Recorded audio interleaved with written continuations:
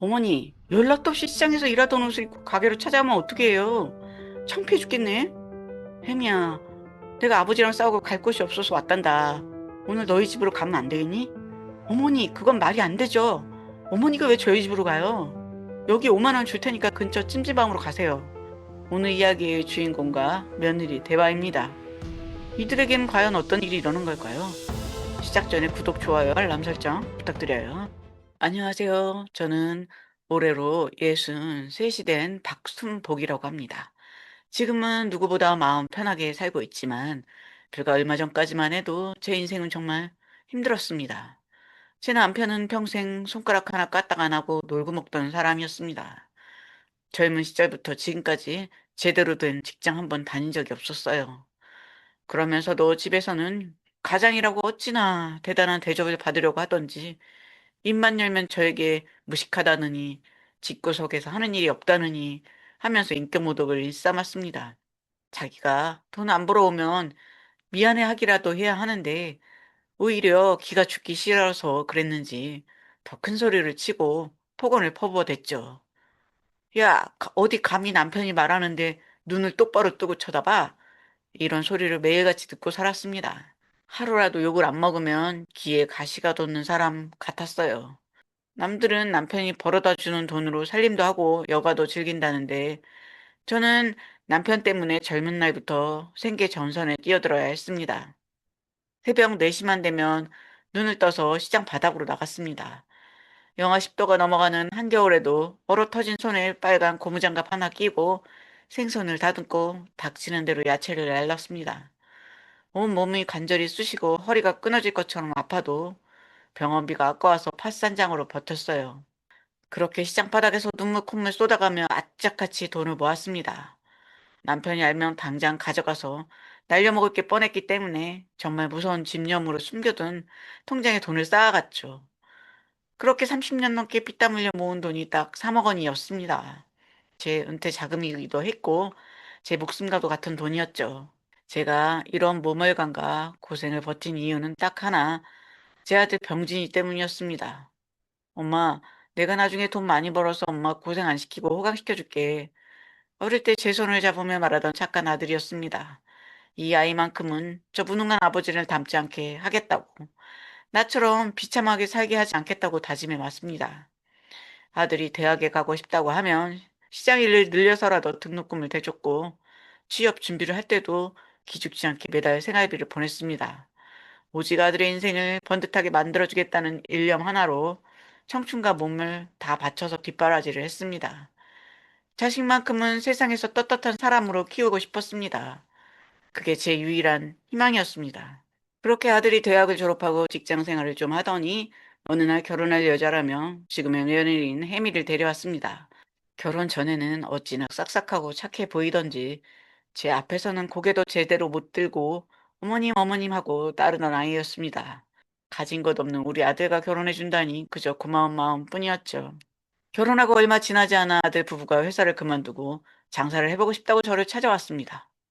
요즘 젊은 사람들 사이에서 유행하는 디저트 카페를 하면 무조건 성공할 자신이 있다면서 말이죠. 번화가에 좋은 자리가 나왔는데 권리금이랑 보증금, 인테리어 비용까지 돈이 꽤 많이 더 필요하다고 했습니다. 아들은 제 눈치를 보며 기어 들어가는 목소리로 말했죠. 엄마, 내가 정말 열심히 해서 대박 터뜨릴게. 이번 한 번만 도와주면 안 될까? 성공해서 엄마 지분도 다 챙겨주고 효도할게. 옆에서 며느리도 제 손을 꼭 잡으며 눈물까지 글썽였습니다. 평생 시장 바닥에서 허리가 끊어지도록 일하며 모은 3억이었습니다.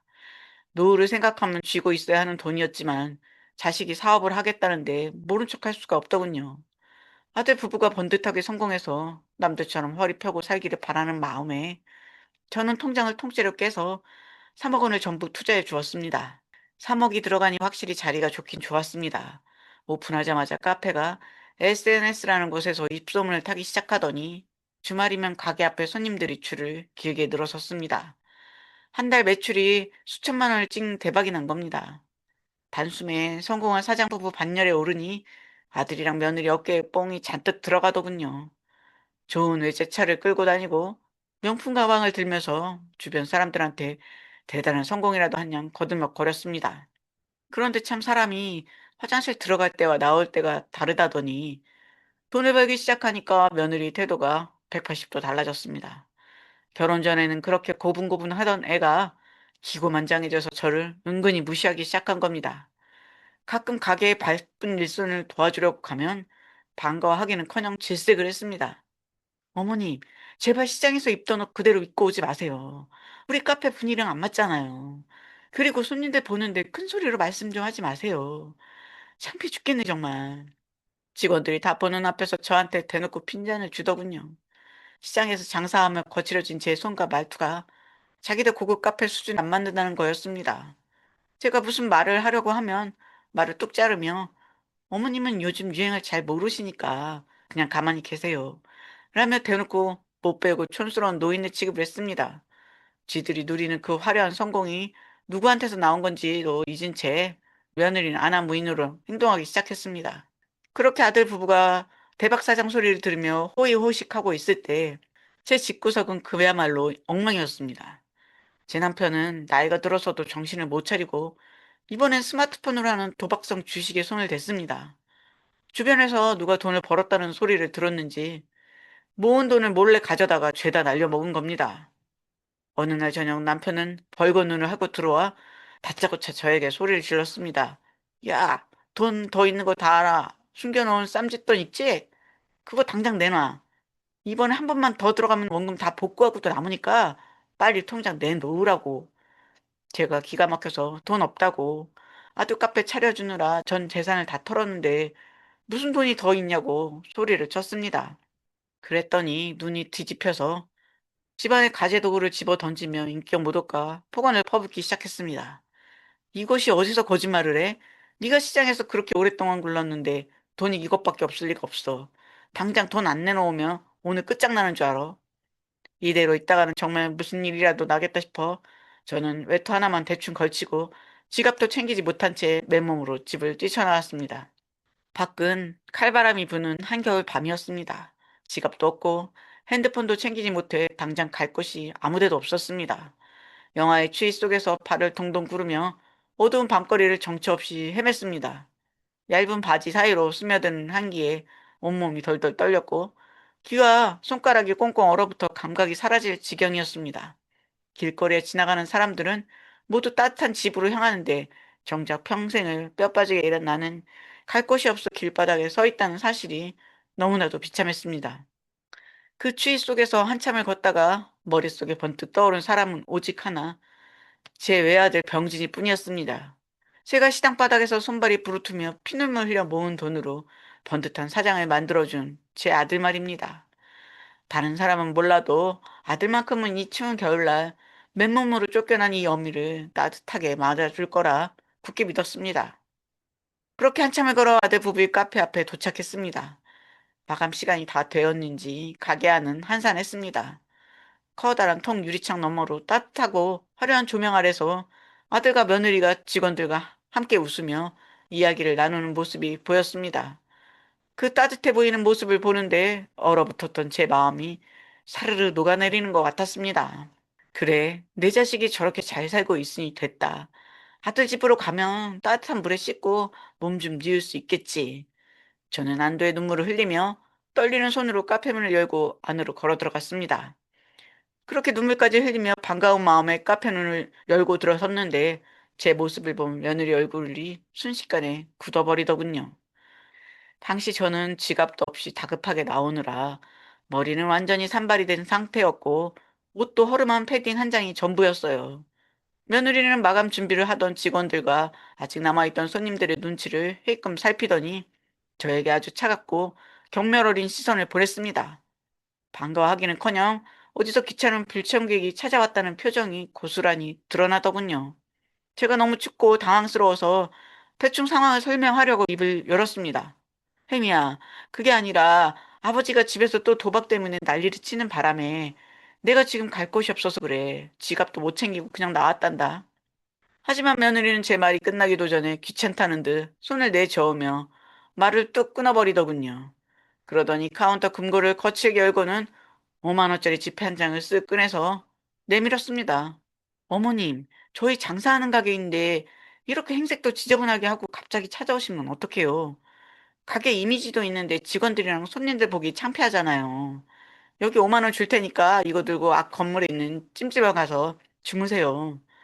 장사하는데 방해되니까 일단 나가시고요. 그 말을 듣는 순간 제 귀를 의심했습니다. 다른 사람도 아니고 자신이 대박사장 소리 들으며 의호식할 수 있도록 전 재산 3억을 대준 시어머니한테 할 소리인가 싶었죠.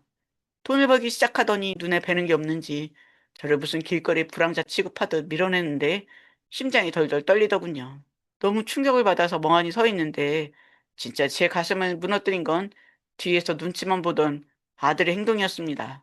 아들 병진이는 며느리의 눈치를 슬슬 살피더니 제 편을 들어주기는커녕 오히려 며느리를 거들고 나섰습니다. 엄마, 혜미 말이 맞아. 우리 지금 마감하느라 바쁘기도 하고 가게 뒤편은 창고라 좁아서 엄마 쉴 곳도 없어. 요 앞 찜질방 새로 생겨서 시설 아주 좋으니까 오늘은 거기 가서 눈 좀 붙이고 내일 얘기해. 돈도 받았잖아.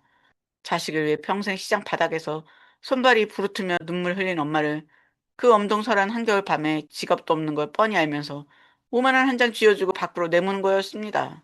아들마저 철저하게 방관하며 며느리 편을 드는데 진짜 어지럽고 가슴이 턱 막혔습니다. 오직 이 아들 하나만 사랑구실하길 바라며 제 청춘을 다 바쳤는데 제 눈앞에 서 있는 건 제가 키운 자식이 아니었습니다. 눈물이 왈칵 쏟아졌지만 더는 구걸하고 싶지 않더군요. 저런 자식이 키우려고 그 생고생을 했나 싶어 억장이 무너졌습니다. 저는 며느리가 내민 5만 원짜리를 손에 꼭 쥔 채 아무 말도 하지 않고 뒤를 돌아 카페를 나왔습니다. 뒤통수에 대고 며느리가 쯧쯧 혀를 차는 소리가 들리는 것 같았죠. 문을 닫고 나오자마자 서러운 눈물이 멈추지 않았습니다. 그렇게 들어간 찜질방은 전혀 따뜻하게 느껴지지 않았어요. 며느리가 준 5만 원짜리 한 장을 손에 쥐고 뜬 눈으로 밤을 새우는데 머릿속이 복잡하면서도 참 허탈하더군요. 그동안 자식 하나만 바라보고 온갖 고생을 다하며 살아온 제 인생이 얼마나 부질없었는지 비로소 깨달았습니다. 부모 고마운 줄 모르는 자식에게 제 모든 걸 내어준 결과가 고작 이거라니요. 제 자신이 너무나도 미련하게 느껴졌어요. 이제 자식에게 올인하는 바보 같은 짓은 끝내야겠다고 그날 밤 혼자 눈물을 삼키며 결심하고 또 결심했습니다. 그런데 제 사정을 우연히 전해들은 친정 남동생이 다음날 아침 일찍 저를 찾아왔습니다. 평소에 서로 먹고 살기 바빠서 연락을 자주 못하고 지냈는데 누나가 집에서 쫓겨나 찜질방에 있다는 소식을 듣고 깜짝 놀라서 한걸음에 달려온 거였죠. 동생은 제 초라한 몰골을 보고 또 아들이랑 며느리가 저한테 한 짓을 전해 듣고는 자기들처럼 주먹을 쥐며 엄청나게 화를 냈습니다. 누님, 병진이가 어떻게 누님한테 이럴 수가 있습니까? 쥐를 어떻게 키웠는데 감히 며느리랑 짜고 집으로 모시지 않고 누님을 찜질방으로 보내요? 당장 제 집으로 가십시다. 동생은 자기가 운영하는 상가 건물의 지상층에 마련된 깔끔한 숙소를 바로 내주었습니다. 매일같이 맛있는 음식도 사들고 찾아왔고 누나 기운 차려야 한다면서 아주 극진하게 저를 돌봐 주었어요. 이렇게 동생이 따뜻한 보살핌을 받고 위로를 받다 보니까 억울하고 분한 마음에 가려졌던 이성이 서서히 돌아오기 시작하더군요. 그냥 앉아서 울고만 있는다고 해결될 일은 아무것도 없다는 생각이 들었습니다.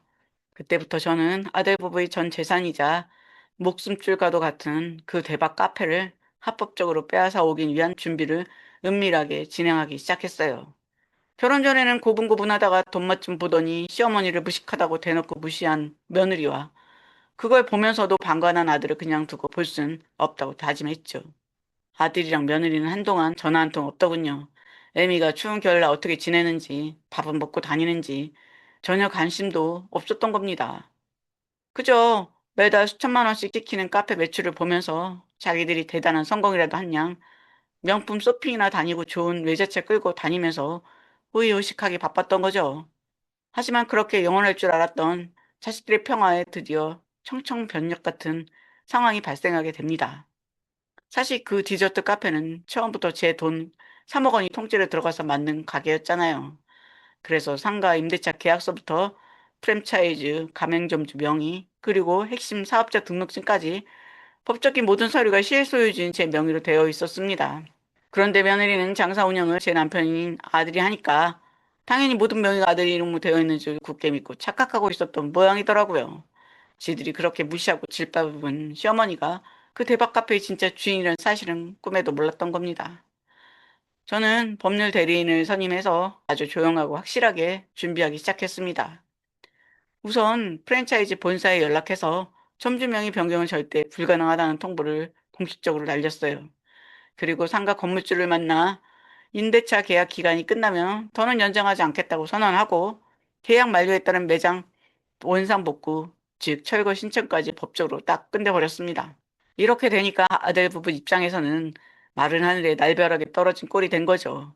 가맹점주 명의가 꼬이고 상가 계약까지 연장이 안 되니까 당장 다음 달부터 카페 영업을 전면 중단해야 하는 위기에 처한 겁니다. 본사에서도 명의 문제로 경고장이 날아오고 건물주는 가게를 비우라고 독촉을 하니 며느리는 그제야 사태의 심각성을 깨닫고 사방팔방으로 알아보기 시작했겠죠.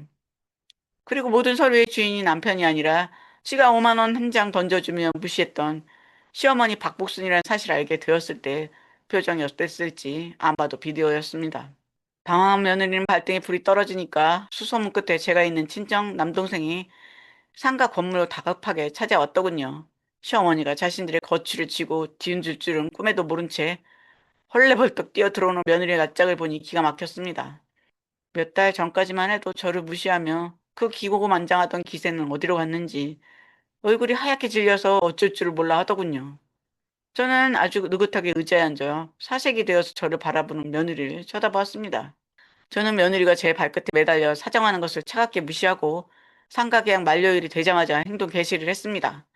친정 남동생과 미리 계약해둔 철거업체 직원들을 대동하고 아들 부부가 운영하는 번화가 디저트 카페로 당당하게 걸어 들어갔어요.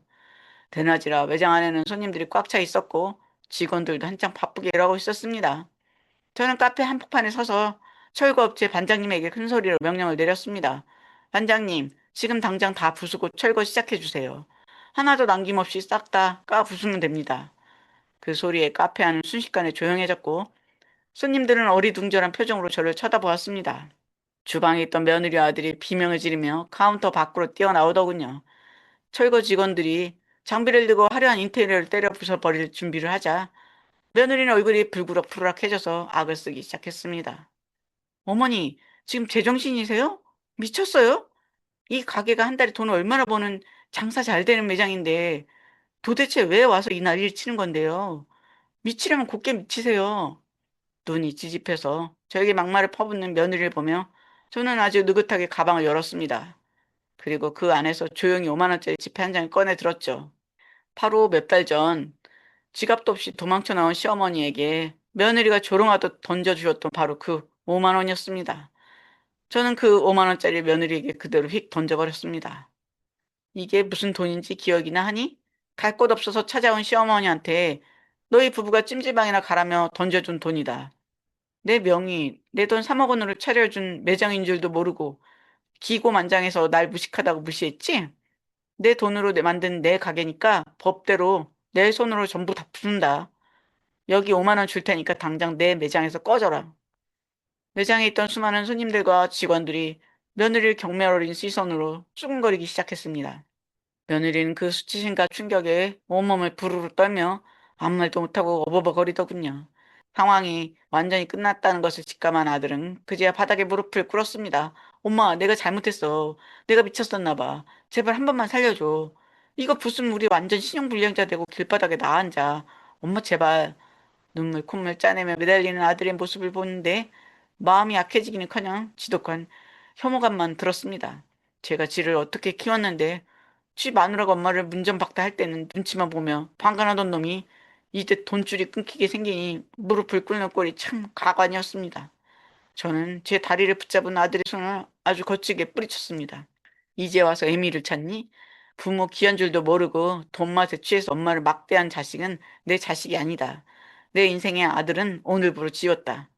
저는 그 자리에서 아들 부부에게 가차없이 절연을 선언하고 인테리어가 사정없이 부서져 나가는 카페를 뒤로 한 채 뒤도 돌아보지 않고 밖으로 걸어 나왔습니다. 등 뒤로 아들이 절규와 며느리의 비명이 시끄럽게 울며 퍼졌지만 제 가슴속은 수십 년 묵은 채증이 다 내려간 것처럼 아주 시원하고 짜릿했습니다. 그날 카페를 시원하게 까부수고 나온 이후로 아들과 며느리 인생은 힘들어졌습니다. 하루아침에 대박 카페라는 황금알을 낳는 거위와 유일한 수입원을 동시에 잃어버렸으니 당연히 예정된 결과였죠.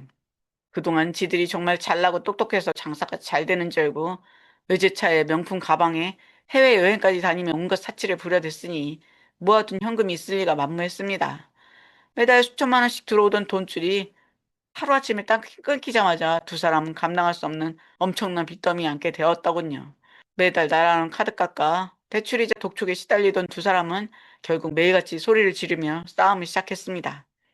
아들은 며느리에게 네가 내 어머니를 문전박대해서 이 사달이 났다며 소리를 질렀고, 며느리는 옆에서 눈치만 보며 방관할 땐 언제고 이 집 와서 내 탓을 하냐며 아주 난장판이 따로 없었다고 합니다. 서로를 원망하고 탓하는 날을 보내다가 결국은 이혼 서류에 도장을 찍고 갈라서며 각자 파경을 맞이했습니다. 남은 건 신용불량자 딱지와 빚뿐이었으니 아주 밑바닥 중에서도 가장 처참한 밑바닥으로 제대로 추락한 셈이죠. 그리고 저는 집구석에서 여전히 자기가 대단한 왕이라도 되는 줄 알고 큰소리치던 남편과도 아주 깔끔하게 인연을 정리했습니다. 평생 손가락 하나 까딱 안 하고 놀고 먹으면서 입만 열면 저에게 인격 모독을 일삼던 인간이었는데 자식이 전 모양으로 풍비박산 나니까 그제야 제 눈치를 슬슬 보며 길을 못 펴더군요. 저는 한치의 망설임도 없이 법원에 황혼이혼 소송을 제기했습니다. 그동안 휴대폰으로 몰래 녹음해 두었던 남편의 폭언과 인격 모독 증거들을 법정에 들이밀었고 판사님도 제 손을 들어주며 재산 분할까지 아주 야무지고 넉넉하게 받아내 정리를 끝냈습니다. 카페를 철거하면서 회수한 제 명의 상가 보증금과 자금, 그리고 남편에게서 뜯어낸 재산 분할 금액을 모두 합치니 제 노후를 완벽하게 책임질 수 있는 든든한 자산이 생기더라고요. 그렇게 제 인생 60평생 최초로 온전하고 완벽한 홀로서기에 당당하게 성공하게 되었습니다. 지금 저는 공기 맑고 조용한 교외에 작은 마당에 딸린 예쁜 2층짜리 전원주택을 새로 지어서 살고 있습니다. 예전에는 새벽 4시에 눈을 뜨면 축축하고 비린내 나는 시장 바닥으로 출근을 해야 했는데 지금은 아침에 눈을 뜨면 거실 창 너머로 보이는 초록빛 마당으로 기분 좋게 걸어 나갑니다. 제가 좋아하는 화사한 수국과 장미에 물을 주면서 향긋한 꽃내음을 맡고 주말마다 정성스럽게 꽃과 나무를 가꾸는 재미에 푹 빠져서 하루하루를 보내고 있죠. 매일 아침 따뜻한 커피 한 잔을 마시며 조용한 마당을 바라볼 때마다 예전에 고통스럽던 기억들이 다 씻겨 내려가는 것처럼 마음이 평온해집니다. 게다가 제 곁에는 인생에서 가장 힘들 때 지극정성으로 저를 돌봐주고 거처까지 내주었던 고마운 친정 남동생이 있습니다. 요즘은 남동생 가족들과 함께 맛있는 음식도 먹으러 다니고 전국 각지의 경치 좋은 곳이나 해외로 일주일씩 여행을 다니며 그동안 부려보지 못한 호사를 마음껏 누리고 있어요. 여러분, 오늘 이야기 어떻게 보셨나요? 평생을 다 바쳐 자식의 앞날을 뒷바라지 했지만 정작 가장 힘든 순간에 외면당했던 순복님의 서러움이 참 남일 같지 않게 다가오는 이야기였습니다. 부모라는 이름으로 청춘과 노후를 자식에게 전부 올인하기보다는 인생의 중심을 지키고 당당하게 홀로 서기를 해내야 한다는 소중한 교훈을 다시금 생각하게 만드네요. 마지막으로 구독과 좋아요, 알람 설정 부탁드립니다. 여러분은 오늘 이야기 들으시면서 어떤 생각이 드셨나요? 여러분의 소중한 의견을 댓글로 자유롭게 남겨주세요. 끝까지 시청해주셔서 감사합니다. 좋은 하루 되세요.